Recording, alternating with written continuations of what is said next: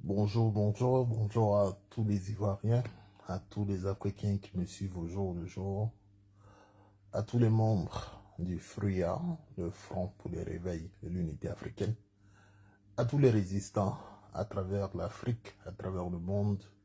J'aimerais vous dire bonjour. Je suis Ivaïpo. Ivoiriens, Ivoiriennes, chers amis, depuis quelques jours, j'avais manifesté la volonté, sinon l'envie de produire une vidéo pour commenter un peu les sorties bizarroïdes du procureur de la République. Il passe aujourd'hui sur tous les plateaux TV pour dire aux Ivoiriens que celui qui se trompe, il va se faire arrêter. Il est passé sur le plateau de NCI. Il est passé sur tous les plateaux pour répéter la même chose. Comment il a plusieurs expressions, notamment la plaisanterie va s'arrêter. Des choses de ce genre. Je me demande, vous qui êtes en Côte d'Ivoire, là, comment vous vivez avec ces gens d'individus qui ont le pouvoir?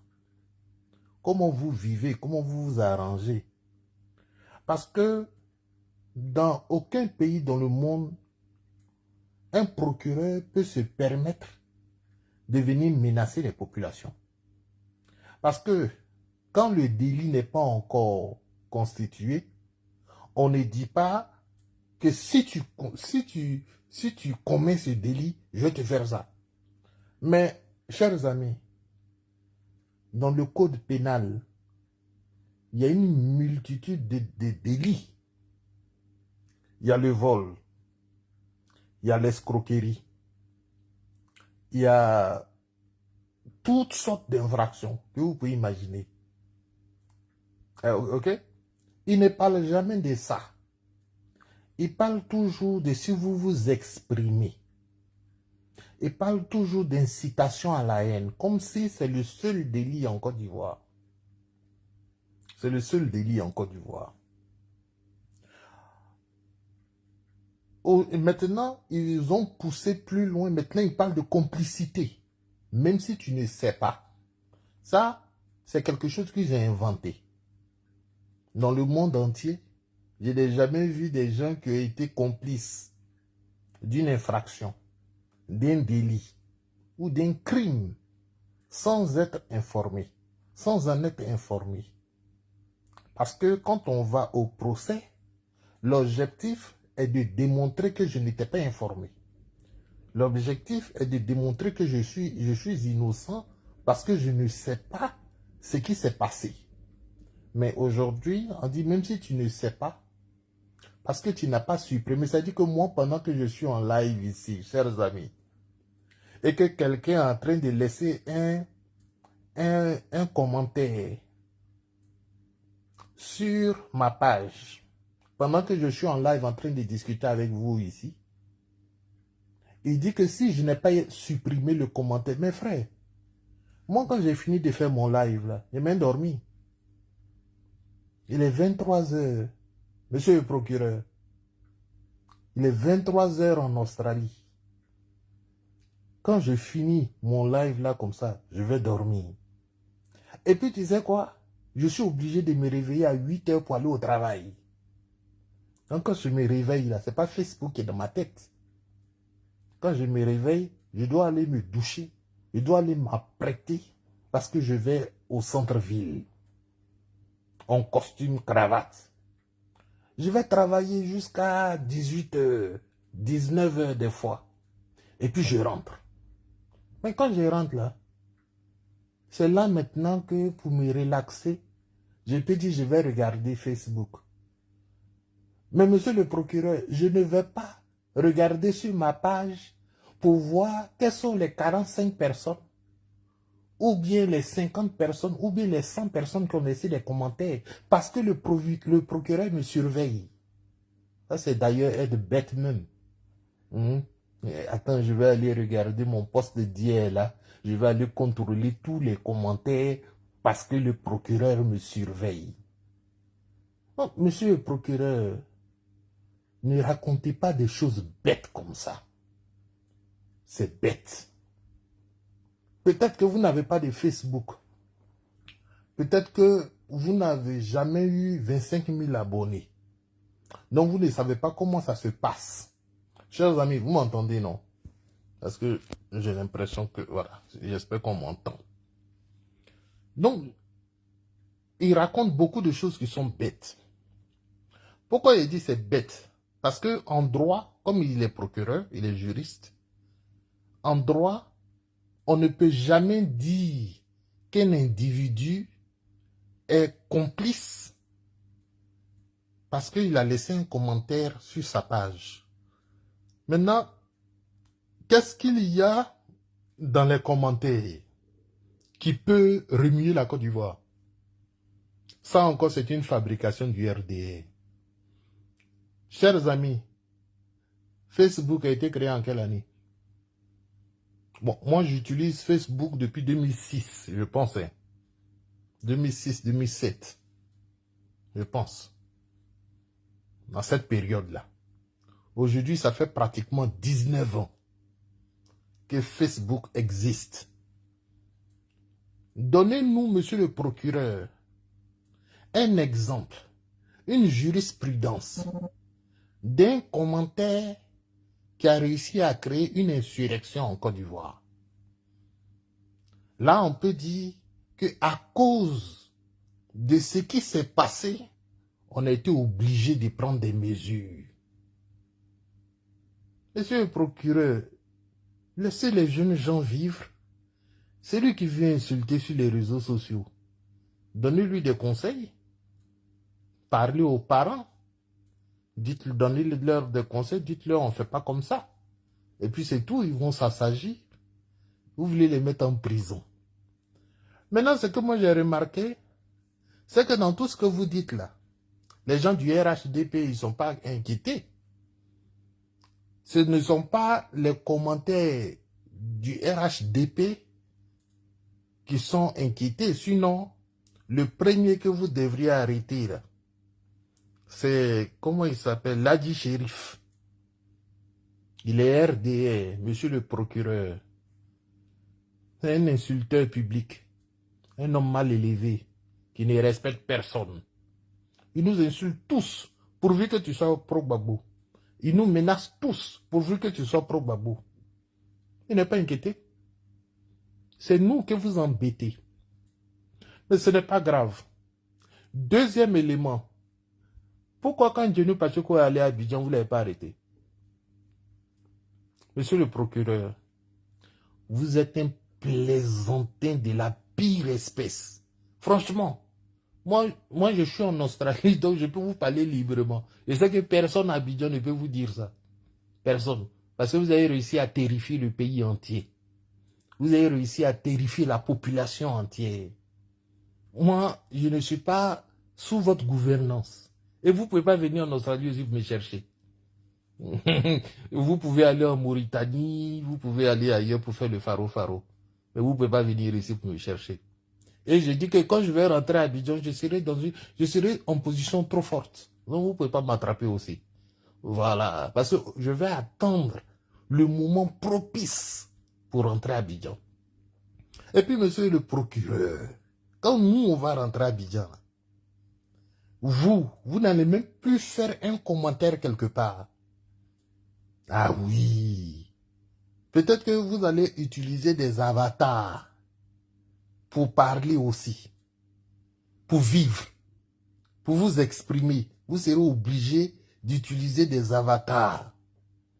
Parce qu'on va regarder vos commentaires, vous, qui avez inventé des lois. Mais ça arrive, je dépose ça, on va déposer ça au réfrigérateur pour l'instant. Revenons à ce que vous racontez qui n'est pas vrai. Monsieur le procureur, Johnny Pacheco, là, il a insulté Ouattara. Moi, j'ai connu Johnny Pacheco en 2013. Il était le premier sur les réseaux sociaux à faire de l'activisme politique. Moi, j'ai fait partie de cette première génération d'activistes qui, sur les réseaux sociaux, au moment où Gbagbo était en prison, en 2013, nous avons vraiment, en tout cas, on a combattu le régime en place. Nous avons soutenu la désobéissance civile. On a tout fait. Johnny, lui, il était beaucoup plus viscéral que nous autres.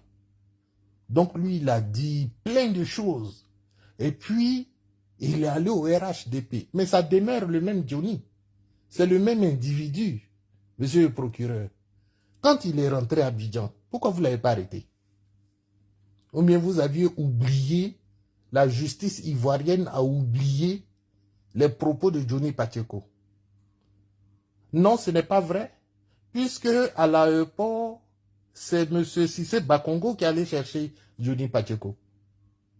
C'est dans le véhicule de Cissé Bakongo qu'il est monté. Non. Je vous dis pourquoi vous ne l'avez pas arrêté. Parce qu'il était devenu l'enfant chéri du RHDP. Donc cette justice dont vous parlez en ce moment-là, nous savons à quoi ça correspond. Nous savons ce que c'est. Tant que on est d'accord avec le RHDP, eh bien tout ce qu'on raconte, ça passe comme une lettre à la poste. Mais quand on n'est pas d'accord avec le RHDP, qu'on parle comme moi, là, qu'on parle comme Johnny Pacheco parle aujourd'hui, là, en ce moment, c'est une multitude de procès. Arrêtez, abandonnez, laissez tomber. Arrêtez, abandonnez, laissez tomber. Parce que vous n'avez pas terrorisé ce peuple-là. 2002, vous avez fait une rébellion, monsieur le procureur. Mais faites des enquêtes. Hein? Vous dites que Gbagbo tuait des gens au moment où il était président. Vous avez cité Yves Lambelais. Vous avez cité Camara H. Vous avez cité Guy-André Kiefer. Vous avez cité Commandant Dosso. Vous avez cité tous ces gens-là, d'accord. Nous, on a tellement tué, mais ces 5 personnes vous citez. Nous, on ne va pas citer beaucoup. Hein. Monsieur le procureur, jusqu'aujourd'hui, on ne sait pas qui a tué le ministre Bogadoudou. Vous êtes là, vous êtes procureur, avec votre prédécesseur, le procureur Adou Richard. Vous n'avez rien foutu. Vous n'avez rien foutu. On ne sait pas qui a tué Bogadoudou. Monsieur le procureur, on ne sait pas qui a tué le ministre de l'Intérieur, Désiré Tagro. Monsieur le procureur, j'aurais appris que vous avez voulu faire une enquête. J'étais pressé d'aller lire cette enquête-là. On m'a dit même que vous avez fait autopsie du corps de Désiré Tagro. Et que l'autopsie n'a rien révélé. Donc, il n'y a pas eu de procès. Monsieur le procureur, il n'y a pas eu d'enquête. L'autopsie n'a rien révélé. Mais il y a un témoin. Vous savez qui est le témoin de cette affaire? Le président Laurent Gbagbo. C'est lui qui est le témoin. Vous savez comment on appelle ça? On appelle ça un témoignage de première main. Bon, en d'autres termes, on appelle ça en droit un témoignage oculaire. Ça veut dire quelqu'un qui a vu de ses yeux. Oculaire, c'est ça. Oculaire, c'est ça. Les cavités oculaires, c'est ça, l'œil. Quelqu'un qui a vu de ses yeux les témoins oculaires. C'est le président Laurent Gbagbo. Il dit qu'il était là et devant lui, ils ont tiré sur Désiré Tagro. alors qu'il n'avait qu'un mouchoir. Donc c'est une violation de ses droits élémentaires en tant qu'être humain. Monsieur le procureur, au lieu de faire la lumière sur ces meurtres, vous allez faire la lumière sur la mort de Guy Robert. Guy Robert, c'est 2002. Vous êtes arrivé au pouvoir en 2011, soit 9 ans après la mort de Guy Robert. Mais vous avez réussi à mettre la main sur celui qui a fait les morts, qui a tué Guy Robert. Donc, je me dis que Désiré Tagro, qui est décédé le 12 avril, bon, on lui a tiré dessus le 11, le 12, il est décédé à la Pisam. Donc, on peut faire quand même la lumière sur ceux qui ont fait ça, non? Non, monsieur le procureur, vous n'allez jamais faire la lumière dessus. Voilà. Donc, vous êtes en train de traumatiser la population ivoirienne. Je tiens à vous informer. Parce que nous, ici, là, nous vivons tranquillement. Hein. Personne ne nous dit, tu ne peux pas dire ça sur le Premier ministre. Tu ne peux pas dire ça sur le gouvernement. Jamais de la vie. Nous, on vit librement. Laissez les Ivoiriens vont vivre comme ça aussi. Moi, depuis que je suis ici, maintenant, bon, vous m'avez forcé à l'exil. Je suis ici depuis maintenant 2012. 1 an au Ghana, 12 ans en Australie. Sans manger à Tchéké et puis Garba. Donc vous m'avez forcé à l'exil depuis que vous êtes là. Et tant que vous êtes là, je n'irai jamais dans mon pays. Ce n'est pas grave. Mais laissez ceux qui sont en train de vivre là-bas, là, laissez-les vivre dans la liberté. Parce que nous vivons dans la liberté. Je n'ai jamais vu un procureur à la télévision nationale de l'Australie venir dire que si vous faites ça sur les réseaux sociaux, vous allez voir ce qu'on va vous faire. On va vous arrêter. On va faire ceci. Non, non, non, non, jamais. Au contraire, quand on parle de la liberté d'expression ici, tout le monde se lève dans la salle et puis on fait standing ovation. Ça veut dire tout le monde applaudit. Parce que pour eux ici, c'est très important la liberté d'expression. C'est la base d'un être humain. Un être humain qui n'a pas ça, c'est pas un être humain. Ça veut dire qu'aujourd'hui, là, vous avez encagé tous les Ivoiriens. Vous avez fait de vos pets, comme on appelle ça, vos animaux domestiques. Chers amis, les Ivoiriens sont devenus vos animaux domestiques. Ils doivent suivre vos lois. Vous pouvez faire ce que vous voulez, mais eux, ils ne peuvent pas faire ce qu'ils ont envie de faire. Si on vous critique, vous avez fait quoi? Je sais que c'est... Bon, j'ai vu Arthur Banga, lui, il vaut rien. Voilà, lui, c'est un vaurien, donc pour lui, c'est pas grave. Il dit, oui, le procureur peut interpréter la loi à sa façon. Jamais de la vie, mon frère. Tu es professeur ou même. Un professeur farfelu, un professeur au rabais. Donc, c'est quelle loi il peut interpréter à sa façon? Donc, Dieu merci. Il y avait un juriste, un vrai juriste, qui était sur le plateau, qui lui a dit, ah non, en droit pénal, l'interprétation est stricte. Ça veut dire que ce que tu vois là, il faut interpréter comme c'est écrit. Tu ne peux pas aller ailleurs. Donc, quand on dit un complice, c'est quelqu'un qui a manifesté l'envie de faire aussi, ou bien de t'aider. Alors, Arthur Banga a entendu quand le jeune était en train de lire, dans la loi, il a entendu indirect. Donc, il dit non, non, non, non, mais ça peut être direct, comme ça peut être indirect. Donc, il s'est arc-bouté sur le mot indirect. Arthur Banga, tu es professeur comme moi-même. Indirect, là, je vais t'expliquer ce que ça veut dire. Parce qu'on ne t'a pas expliqué ça sur le plateau. Je vais t'expliquer ce que ça veut dire.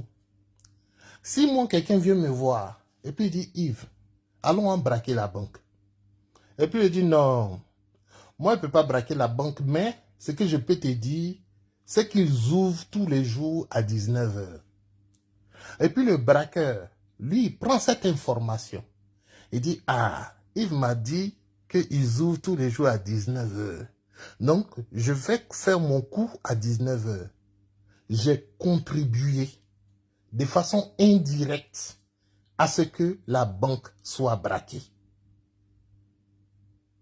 C'est de ça qu'on parle. Est-ce que tu vois? Mais tu comprends rien. On t'invite sur les plateaux parce que tu sais crier. Bon, on dit les professeurs d'histoire, mais il ne s'agit pas d'histoire à la télévision. Donc on ne devait même pas t'envoyer là. Je ne sais pas pourquoi les gens font combine. Il y a des jeunes gens qui sont formés pour communiquer en politique. Bon, on envoie un ignorant.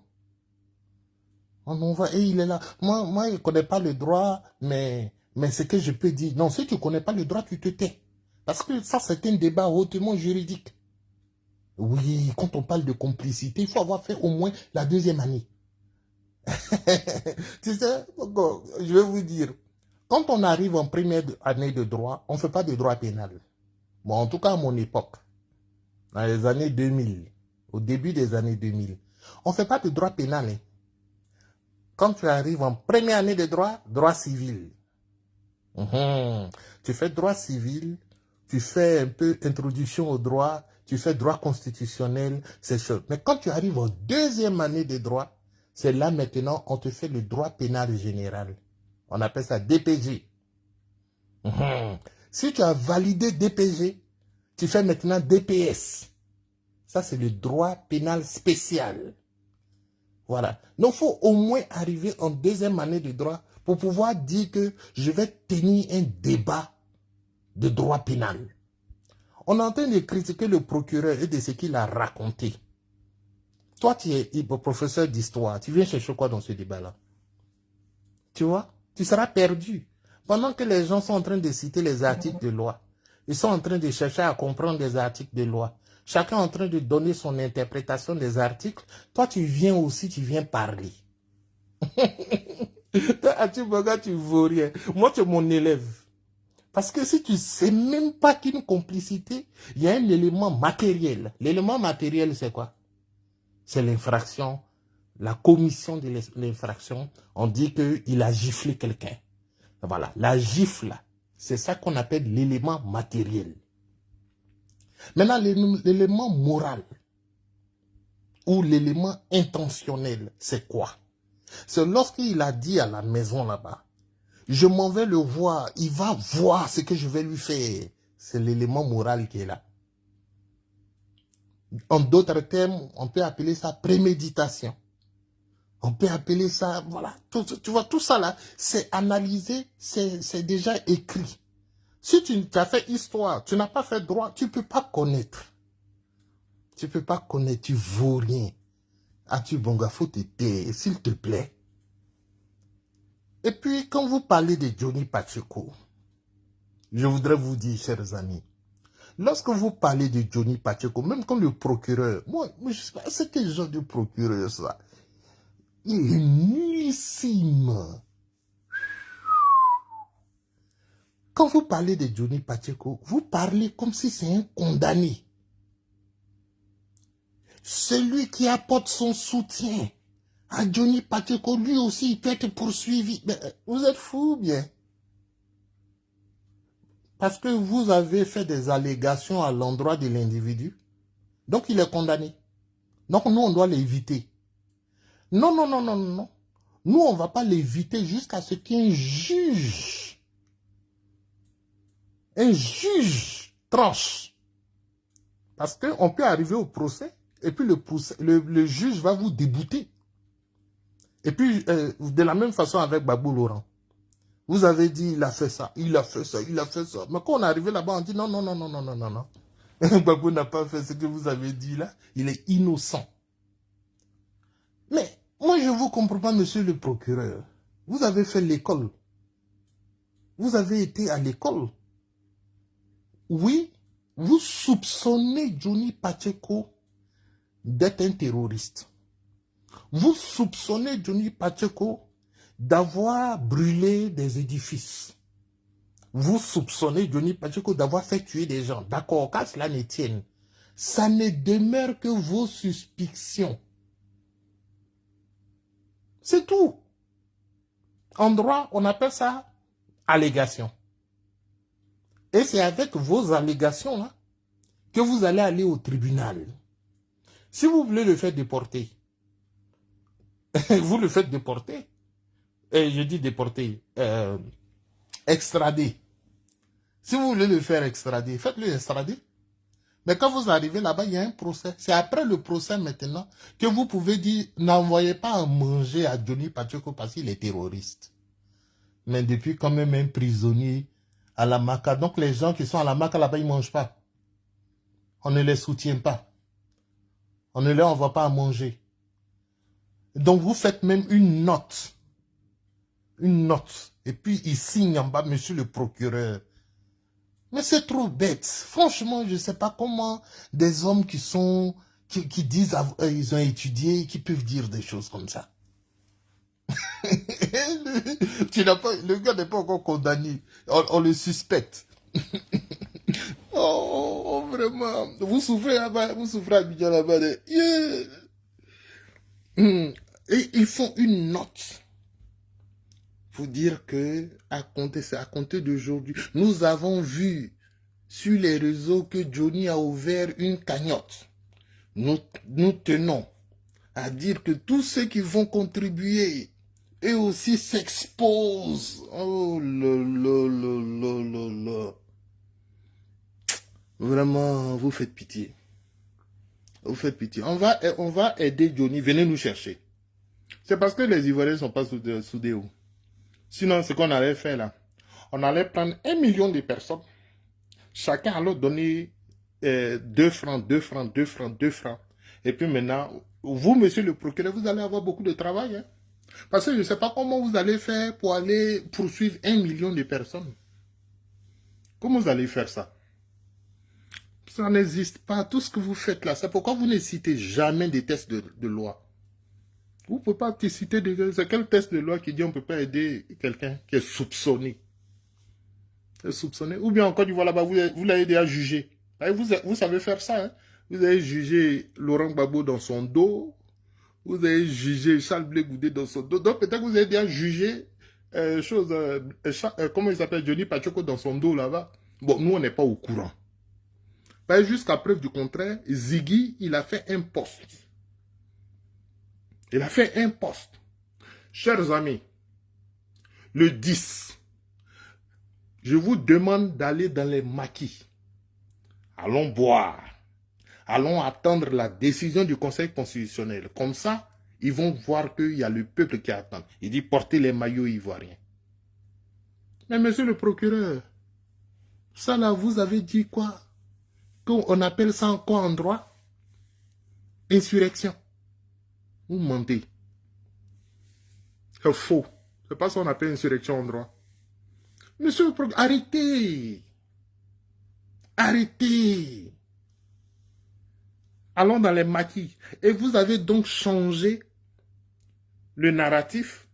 Vous dites qu'il a dit allons au Conseil constitutionnel. Il n'a pas dit ça. Et même s'il avait dit quoi, ça y est quoi.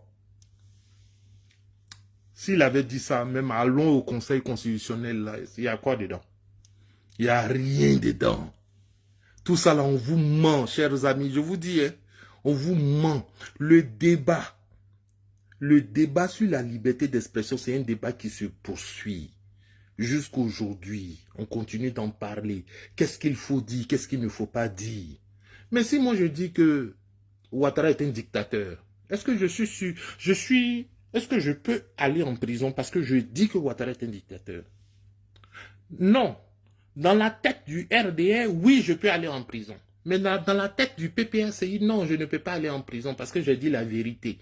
Donc la vérité du PPACI n'est pas la vérité du RHDP. La vérité du RHDP n'est pas la vérité du PDCI. Et ainsi de suite. Et ça, c'est le peuple qui est là. Parce qu'aujourd'hui, le peuple, chacun a son parti. Donc, chacun dit sa vérité. Mais ce que vous dites là, il ne faut pas venir raconter n'importe quoi sur les réseaux sociaux. Non. Chacun dit sa part de vérité. Je sais qu'il y a des vérités que je dis ici qui vous gênent. Ça vous gêne. Mais si ça vous gêne, on s'en fiche. Dites pour vous. Dites pour vous. Et puis vous parlez de Gbagbo. Autant de Gbagbo, les gens parlaient. Vous, là, les rebelles, là, vous parliez. Est-ce que vous ne disiez pas? On va, d'ici le lundi prochain, Gbagbo Laurent va tomber. Il va tomber comme un fruit pourri. Vous n'avez pas dit ça? Et puis vous êtes là, non? Qui vous a tué? Vous avez raconté plein de choses et puis vous êtes là. Non, laissez les Ivoiriens vivre, s'il vous plaît. Moi, ça me fait mal. Chaque fois que je vois votre tête, monsieur le procureur, ben vous deviez être dans vos bureaux climatisés, là. Mais vous êtes à la télévision. Vous foutez quoi à la télévision? Est-ce que vous êtes devenu artiste? Hein, DJ procureur. Oh, DJ procureur. Maintenant, je vais finir sur un individu qui s'appelle Makosso. Makosso, d'abord, franchement, bon, je ne vais pas dire des méchancetés, sinon, bon, c'est pas la peine. Makosso, le travail que tu fais là, c'est un travail honteux. C'est un travail honteux. Et j'espère que Ouattara va faire un 4e mandat, un 5e mandat, un 6e mandat. Et que Ouattara ne va pas mourir. Franchement, je l'espère pour toi, monsieur Makosso. Parce que le travail que tu fais en ce moment, c'est toi qui reconnais les terroristes en Côte d'Ivoire. C'est toi qui sais qui essaye de faire une insurrection en Côte d'Ivoire. C'est toi qui sais qui veut déstabiliser la Côte d'Ivoire. Ah, Makosso. Ah, Makosso. Vraiment, vous avez insulté Gbagbo jusqu'à... Mais à l'époque de Gbagbo, jamais je n'ai entendu que nous, là, on ne veut pas que Ouattara soit candidat. Jamais de la vie. Nous-mêmes, là, nous étions à la télévision lorsque Tia Kone est venu donner les résultats. Nous ne savions pas que Tia Kone allait écarter la candidature d'Alassane Ouattara. Makosso, je tiens à te rappeler qu'on n'a pas enlevé la candidature de Ouattara parce qu'il a braqué une banque. On n'a pas enlevé la candidature, on n'a pas exclu Ouattara parce que tout simplement il aurait commis une infraction. Non, non, non, non, non, non, non. Makosso, on a enlevé la candidature de Ouattara parce qu'il est de nationalité douteuse. Et jusqu'aujourd'hui, ça n'a pas été combattu. En tout cas, par le RDR. Tia Kone a dit que Ouattara a créé... Bon, écoutez, mon live est attaqué. Ils ont... Aïe, aïe, aïe, aïe, aïe. Je crois que mon live est attaqué. Est-ce que vous voyez un peu? Parce que maintenant... Parce que là, on est descendu à 5 personnes. Est-ce que vous voyez? Vous êtes toujours là?